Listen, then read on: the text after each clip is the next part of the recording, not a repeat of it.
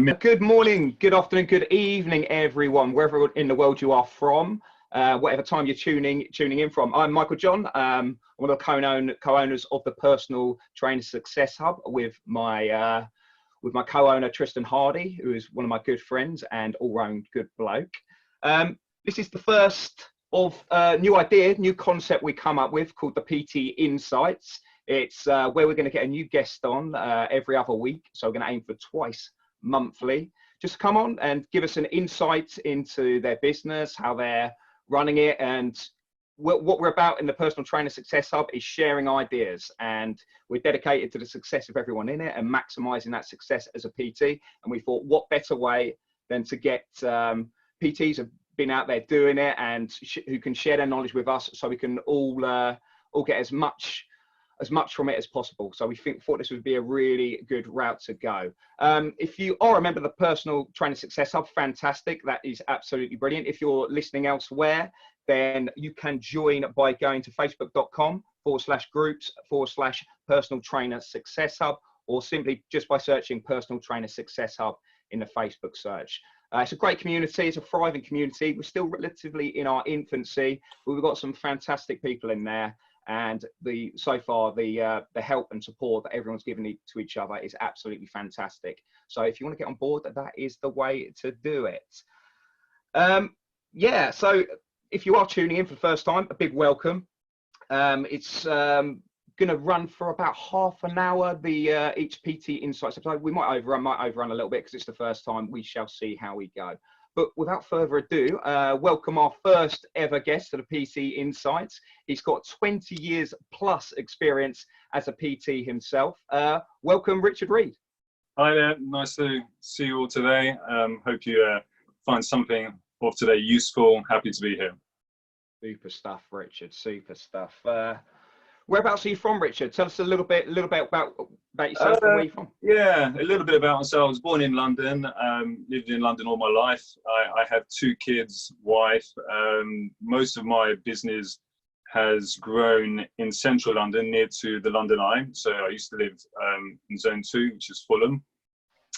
Moved to Bromley, which is where we live now, about 6 years ago, and from there used to commute in up to about 4 or 5 years ago, commuting to London every day to run my business. But now I run my business from Bromley, which is a great thing. No more commute, and that's kind of like me in a nutshell. My biggest hobby is paddle boarding. I like to go out paddle boarding when I can, and I like survival wild camping as well. And in between family time and business time, I get out and do that as much as I can. That's amazing. Bit of paddle boarding. Whereabouts you go? Well, I've been all over. Let's see, my most adventurous location, which I love raving about, is in the Outer Hebrides. So that's wow. Scotland, and is proper wild and beautiful. So that's it. And then my most sort of local and more low-key was Limehouse Cut in London. There's a big canal that goes around Limehouse, so that's a place I've paddle boarded, and I've been all over the UK. I haven't been to Europe outside of UK yet, but yeah, it's awesome. Nice, sounds good. So 20 years plus as a PT. Yeah, that's fantastic. Tell us a little bit about your journey from that start and through to where you are, Richard. Well, it's interesting. I mean, you say it's fantastic, and it is fantastic because when I started back then, I think there's even guys who've been on doing PT longer than me that are part of the Success Hub. I've seen people talk about 30 years, and so I guess I've got to 20 years and stopped counting. But when I first started in the industry, I know how it was quite different to how it is now. And I always remember this little story for me personally, where when I started in a leisure centre way back then as a gym instructor, I really had my sights on doing personal training, but it wasn't a popular business. The idea of making money and making a real living from personal training there weren't many, good examples of that around at that time to kind of go, okay, this is how it's done. These are good examples of, successes in the industry. There was none of that really to look at. And I was encouraged by my mentors at the time to go down a completely different route in the leisure industry, one that promised, more money, more progress and kind of more definitive career route at the time. But, you know, I always wanted to help people. So, you know, I chose, that was my driving passion at the time, was to help people grow, explore their potential, overcome their own obstacles. And so, you know, I pursued it. But, you know, for good, I would say for good 5 to 10 years, really didn't experience much monetary success from it. It was always enough, but, you know, I wouldn't say I was thriving. I was thriving from a fulfillment point of view, but I wasn't necessarily thriving in terms of being able to pay bills and stuff. That's something I've had to learn as a kind of separate skill, you know. Good stuff. So in terms of your niche area that you specialize in within your PT business now, what would that be? Well, I tend to work with men and women in their 40s upwards, and their main focus is about longevity of health, you know. So, you know, these are the sort of typical clients who have maybe they've had kids, their kids are a little bit grown up, even if they're a little younger, you know, they're kind of already there, they have successful careers, you know, they're kind of set in their careers, and now, you know, having spent a lot of energy and time on things outside of themselves, and sometimes to the detriment of their personal health, they now want to refocus on their health. They're getting a bit older, they're getting, you know, kind of midlife, inverted commas, crisis, as it were, maybe, you know, starting to consider the niggles that are coming into the body, and the prospect that, you know, they if they don't start looking after their health, being around their kids or just being around, you know, sustain their performance isn't necessarily going to be a given. So, you know, they come to me, I help them to secure longevity of health and sustain that into old age. So that's pretty much the kind of client that I'm working with now. Super stuff. What would you say is your crowning achievement, that makes you unique within the PT industry itself? It's hard to say, really. In terms of being unique within the industry, I guess, you know, I'm 49 myself, so, you know, that's the age group, or the kind of age group of the people I'm wanting to work with. Whilst I have been living a very healthy life, you know, that's had its ups and downs, you know, with habits and whatever. You know, I've had a very healthy approach to my life most of my life, but, you know, I have actually, without going into too much detail, I have had some really powerful health challenges that have come over the last few years that I've kind of been through and overcome. And it kind of puts me in a unique position to understand both the vulnerability that comes with aging, but also the responsibility that comes with having people to care for, and also having a mission in life. You know, I want to continue to help people for decades to come, hopefully. But in order to do that, I need to be able to look after myself. And I think, you know, many of my clients are in a similar position. They have their own missions, they have the people they love, and they have the love of life, and they want to maintain that. So I feel I have particular experiences that lend the right kind of perspective, if that makes sense. Yeah, absolutely. You know, I think that's so important. You can get so much tunnel vision on, you know, I look in the group sometimes, and people aren't taking their time for themselves. Sometimes they're so busy, you know, with the actual business themselves, they forget. And, you know, as you said, what you've experienced in the last 2-3 years or what have you, you know, you can't take it for granted. You can't take it for granted. You have to look after yourself first before you start looking after everyone else. And, you know, it is so key. And absolutely, as you said, when you've got others relying on you as well at the end of the day, it's so important. So so that kind of answers what I could maybe think of as being the unique aspect of how I work and what makes me unique in the industry, I guess.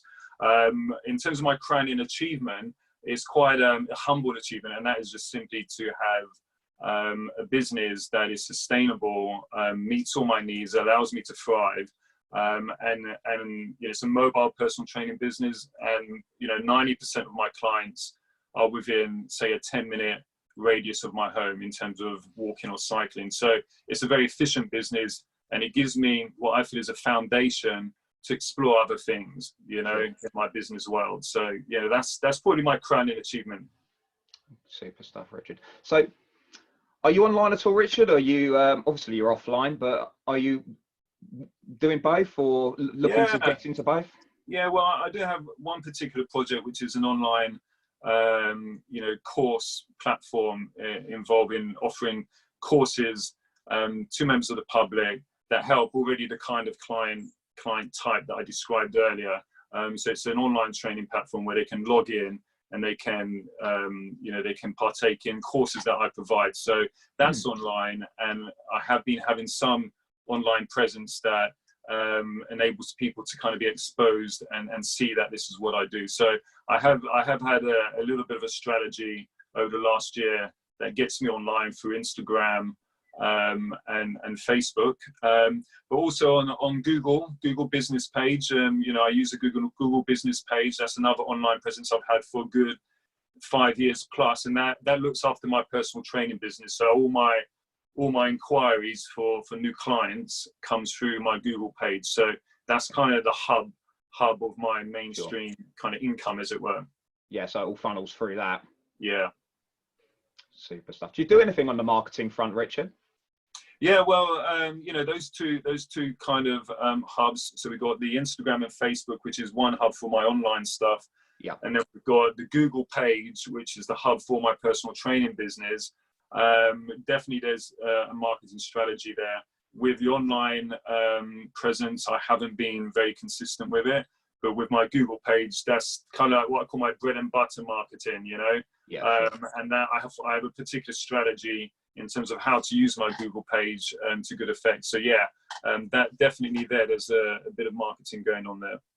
Good. And it's and I guess that kind of organically grows over time as well. So as you set it up and it takes less time to kind of implement the day-to-day stuff that you need to do, but organically the growth's been good. Yeah, well, absolutely. Well, when you first open a Google page and you want to, okay, I'm going to advertise myself on Google. The thing is that if somebody does a search for, if it's a personal training business you're doing, or it's this, sports massage business, whatever it is, or group class business, when somebody types in a search for that particular business, in the beginning, you won't come up in the first page of rankings, No. So there's a bit of effort that you've got to put in to get seen in that very first page, and once you're seen in that very first page, it's a winner position to be in, really, because people don't scroll down too often right to the bottom or next page. So that's the first thing. Once you're there, then it's a question of kind of keeping the momentum going and not losing that presence, really. So yeah. No, absolutely. Do you show up on the maps as well, the top 3 on the maps? Yeah, well, I'm happy to say that in my particular Bromley, I'm both the highest rated personal trainer, but also I always appear in first position unless there's a pay for ad. If there's a pay for ad, then they'll always just be at the top anyway. But that doesn't really mean anything. But yeah, on the maps, I'll always appear under a search in the top ranking. Yeah. Richard's just casually putting in that, but I can't underestimate how it's tricky, but it's so important as well. If you can get into the top 3 of those maps, as Richard touched on the keywords on the first page of Google being very important, being on the first page, and all the different keywords for your particular niche within the PT business, what have you. But if you can get into the maps as well, I'm sure you're testament to this as well, Richard. The traffic you actually get from that can be rather substantial. Yeah, absolutely. Absolutely. And I have to say, Google provides some really good insights as to, the kind of traffic you could get in. If you've got imagery or videos, which I do have on my Google business page, it tells you who visited what, what's getting more attention. It compares you to other businesses like your own. And there's tons of really useful information in there that takes the time to kind of begin to absorb. I'm a very slow learner in this kind of thing. I'll be honest. But I like to take things in small amount. I've got a kind of mastery mindset. I take a small thing and I try and get really good at that before I move on to the next thing. So there's plenty in the Google kind of structure and what they give you for free. It is crazy. Yeah. Part of my business is to mentor personal trainers. I mentor about 18 personal trainers. I speak to them week to week, and when they first come on board, one of the first things that comes to mind is, should I pay for some advertising, because they get also people coming and approaching them, like Yale or whatever, and I'm not going to judge any of those platforms. I'm just going to say that, my message is you don't have to pay for anything, you just got to put in the hard work And the thing is that, you know, if you pay for stuff, the trouble is that, you know, people don't necessarily buy into you. All right. You know, and the irony is that by doing all of that hard work, it actually involves creating presence, you know, and that presence creates the traffic, you know. So you get in traffic for your own work, they're going to see who you are and they're going to buy into. If you pay for it, you don't necessarily have to do all the hard work, and you don't necessarily get yourself out there in the way that you want people to see you. So anyway, yeah. Oh no, 100% agree. I'm a full advocate of organic traffic. I mean, you know, I've been a marketer for 20 plus years myself now. So as you said, that presence and that brand building is so key. I mean, I'm not saying paid advertising doesn't work. If it's done right, it can be very, very effective. But I think when you're doing the organic stuff and you're putting in the effort into it, and as you said, learning that one thing at a time, it's that content that you're putting in there, and that is, you know, that is the value right there itself. It's not throw money at it and see how it goes and see if it sticks. That's the value. You're doing that, you know, one time and over and over again, one time. That's building up that value. That's building up that content. And that's what builds your business. That's what builds your brand, and that's what gets your presence felt online. And like I said, so, you know, people come to me, you know, with the, you know, straight up question of paid versus organic. And I said, of course, both work, but they have to be done the right way. And I just feel like the organic approach is so much beneficial long term. As I said, if you're prepared to put in a little bit of hard work to start with in order to get the ball rolling, get the snowball effect, and do it, it can have such a massive impact in the long run. So yeah, I completely agree with you on that front, Richard, for sure. Yeah. So tell me about your client base, Richard. How many clients do you look to have in your books at one time? Well, it's more about the sessions, because, you know, the session numbers, to a degree, you know, the average client will, you know, book in 1.5 sessions a week. So, you know, you kind of got to do the maths and think, well, you know, if I want a business of 20 sessions a week, you know, divide 20 sessions by 1.5 and it roughly gives you 15. Is that right? Yeah, I think your maths is good. Okay, I'm just going to nod and agree. I've progressed. Okay, so, you know, you're looking at like maybe 15 clients. So, you know, I do between 25 and 30 sessions a week. So I'm guessing I have got around 15 to 20 clients on my books, you know. You know, that's kind of like my sweet spot is 25. 30 is fine. It's above it's a thriving point. But, you know, it's not, of course, that's not my only sort of residual income. There's different ways I get income through my expertise as a health and fitness professional. That's, you know, that's one of them. Good stuff. What's your, what would you say your drop-off rate is in conjunction with bringing new people in as well? What's your balance look like on that front? Yeah, so in terms of retention, you're talking about, yeah? Yeah, okay. Yeah. So, you know, a kind of bottom level is 6 months that I would always want to keep somebody on board for, if it works for them, you know, because we're talking about what works for the client. You know, I'm not going to be like pushing a square peg in a circle hole. You know, the person's ready to move on. It's 3 months. That's fair enough. But in terms of just analyzing my business, I'd like people at a minimum to be for 6 months. My average is probably somewhere in the region of 5 years, to be honest. You know, I've still got somebody I used to train. I've been training for 20 years. You know, that's excellent. Yeah, when I was living in London, when I moved to Bromley, I had to give up a lot of clients at that point. But at that point, many had already been plus 10 years. But you know, a year is a good length of time. You know, a year is a good length of time because it's also balanced against how much business you can generate. You know. So if your retention is relatively high, then you don't necessarily need to have that many new people come on board every season, you know. And this is where, as one of the things I feel I've learned very well, it is not just to be a great PT, but it's to be maybe a modestly good businessman, you know. So all of these kind of figures need to be understood and kind of married together when thinking about, well, you know, what does it mean to have a healthy business, for instance, you know? Oh, 100%, you know, and Yeah, that can't be overlooked, and especially for new PT starting out, I think you've hit a nail on the head there. To get that longevity of client, as I said, it's putting on your different hats, isn't it? You know, Yeah. and you know. Yeah, that's it. You know, yeah, and you know, like I said, just to get the message clear, you know, I'm not obviously saying that people should stay with you for years. You know, that's just how it's worked with me. You know, but you've got to kind of marry up.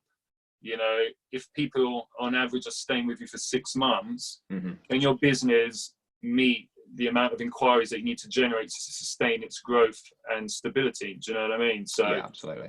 That's the key thing, is just understanding, well, you know, 6 months, a 6-day journey can be awesome with a client if that's all they need, you know. A 6-decade journey can be awesome, you know, awesome as well. You know, it's all about what's right for the individual. Yeah, it's perspective, isn't it? So no, absolutely. Right, we're about halfway through the interview, and just to mix it up, get to know you a little bit better, Richard. Going to do a quick fire, a little bit of trivia of this or that, just to try and get to know you a little bit better. The rules are. Hope it's not general knowledge. Yeah? No, definitely. The rules are, there are no rules. Okay, awesome. So we're all good. Simple pick of either of the 2 options for me. So here we go. Cardio or weights? You can say neither. So can I answer it? You can digress. Yeah, you can digress. This quick fire round's gone off the boil straight away. Weights. Okay, cool. Coffee or tea? Coffee. Meal plan or chef it yourself? Meal plan or set it yourself? Set it yourself. Team or solo? Oh, well, solo. Yeah. Massage or yoga? Yoga.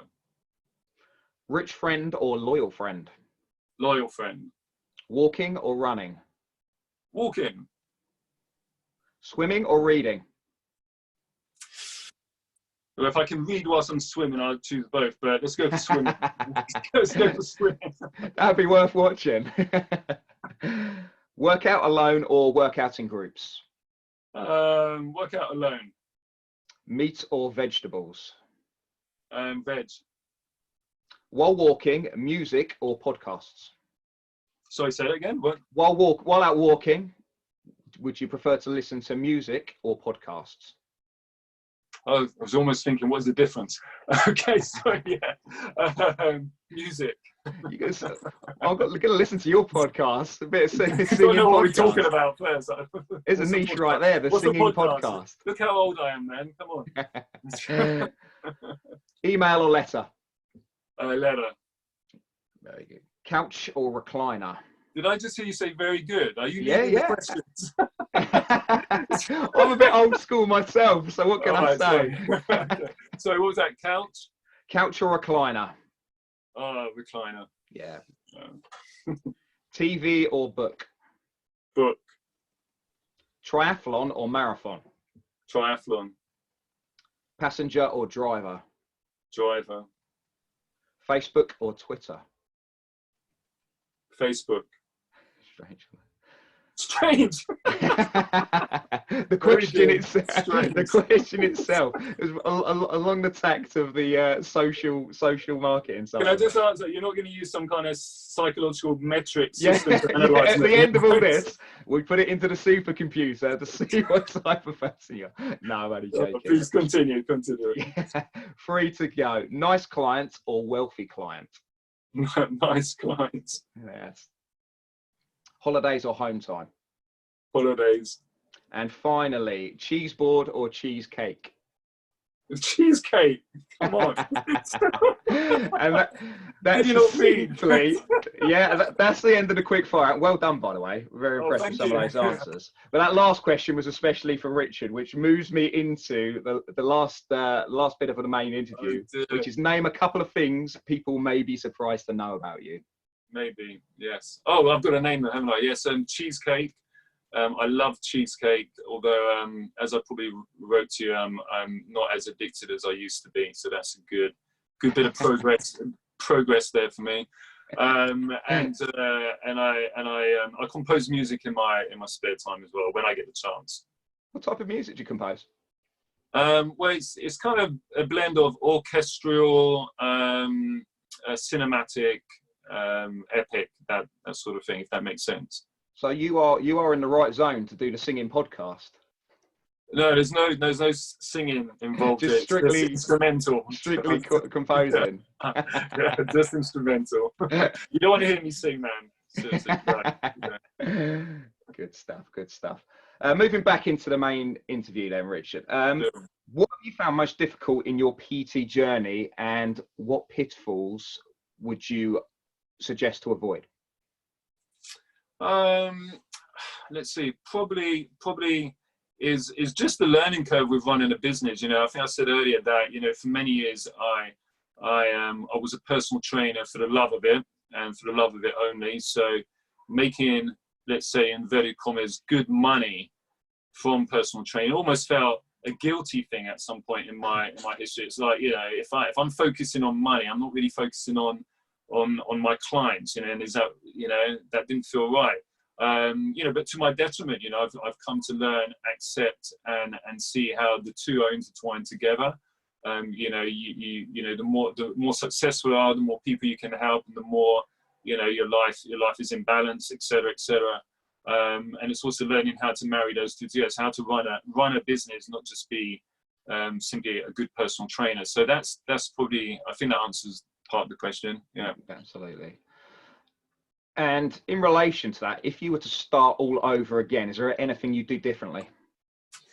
I would say there's been a couple of fear points in my time, and what that's always involved in terms of running my business. Always involved, like, okay, this is where my business is at today. I want to move it to here, but I'm gonna have to take a risk, you know. And it's just so happened that many of the risks that I've taken with my PT business in terms of progressing the business have been actually forced upon me. So it's more like, you know, now, you know, I've been wanting to do this for years, but now I have to do it. So then I'm just doing it, and I'm like, then actually this is working amazing. I wish I'd done it 5 years ago. So I think one of the key things is just not to be overcome by fear, and face the fear, move through it. And if it involves talking to somebody or really working with it, probably talking to somebody with experience is probably the plus. There weren't many people back then I could have done that with.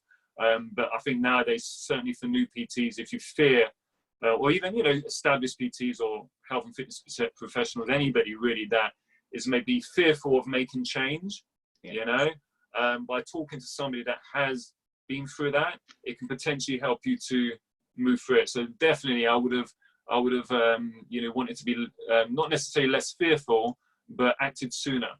Yeah, no, I 100% agree. And we've seen that in the group as well. And just talking about it, and, you know, and realizing that, yeah, people have had to overcome these hurdles as well. It's not just you. It's not unique to you, and it's not unique to personal training per se. Whatever venture you go on, it's gonna be a bit overwhelming in the start, and it's gonna be a bit daunting. The unknown is always for everyone. So I think that's great advice, Richard. Just, you know, as you said, if you don't get out there and you don't do it, you won't find out. And as I said, you can't learn, you can't better yourself, and you can't, you know, you can't reach for those goals and those dreams unless you take those first steps forward. So I think that's great advice, Richard. Just reach out to somebody, you know, talk to somebody that you trust and you value, you know. No, absolutely. Hey, and look, that's what the Personal Trainer Success Hub group's there for, guys. Exactly. You know, if you're listening to this and you're in that exact position that me and Richard are just talking about, reach out. There's so many fantastic people in the group. So just reach out on there, guys. There's some really wise heads on there. And, you know, as anything you have concerns about, you can get those questions answered, and absolutely no problem. So we're on the cusp of 2020. Yeah. 2020 vision. I think it's the outlook on that. What's your growth targets for the new year, Richard? Rather than what your growth targets are, what are your targets in general? Well, I won't go too much into the sort of business model of my PT business at the moment, but I did go. I took it for a bit of a change this year, and, you know, as a result, I lost clients because I specialized my my client base a little bit more, and so had to, you know, some people left, but it's made it harder to get people on board. But the people I'm getting on board are even more suited to the type of people I want to train. So that's been a really good change. So coming into next year, I'm whilst my business is doing well, I see it actually doing better, and I'm probably going to be pushing towards 35 sessions mid-year. That's what I want to be doing with my PT business. Now, with my, I've recently launched an exercise class, which is just one class a week. It just started. I've done many classes in the past, but haven't done them for a few years now. So just launched one in Bromley with a business partner of mine that looks after the admin and the marketing. So I don't do any of that. I just do, you know, the group session instruction. And I'm just looking to grow that in every major park in Bromley, and actually have other trainers come on board and take them over. So yeah, that's a little mission, a little baby that we're growing into next year. So hopefully by summer, having somewhere in the region of 5 classes running. That's absolutely awesome, Richard. Yeah, no, really, really well. Yeah, big targets, but as I said, it's, you know, yeah, and that's absolutely the way to do it. I said, from what you come through in your 20 years as well, to get to the point you are now, as I said, that just shows everyone what's achievable when you put everything in place and you follow that path through. So it's testament to you. Yeah, thank you. Absolutely. I think that concludes all the questions in the interview, and I think we've wrapped up. Yeah, perfect timing on that. So bearing in mind this is the first PT Insights, and we projected a half an hour target. It's actually, you know, we've hit that pretty well. Done well. So, nice one, mate. Yeah, absolutely. No, that's fantastic. We're all about supporting. So it's not just the fact that we're doing this PT Insights series, and people hope. I'm absolutely positive that people will watch this, Richard, and awesome.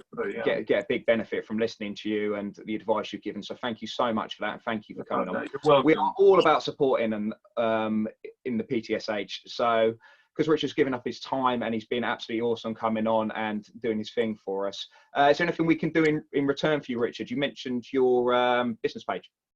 I think I gave you a link for the group class that I've launched. I mean, I guess, you know, some likes on there, you know, would work nicely. You know, we have a marketing campaign that's kind of looking after it, so there's no real need for that. But that would be nice, you know, if people could you know, connect with that. But also, you know, if anybody has a question, there's nothing like increasing the value of knowledge when knowledge is shared. So, you know, if anybody wants to ask me something, you know, I'll get back to you and just give you, you know, a pointer if I can help. You know what I mean?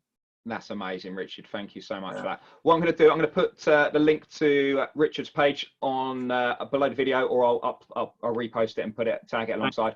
Get over there, guys. Give him the page some likes for us. Get across there, support Richard, and just say thanks for doing this fantastic interview, our first ever interview. So again, guys, thanks for tuning in. Really appreciate it.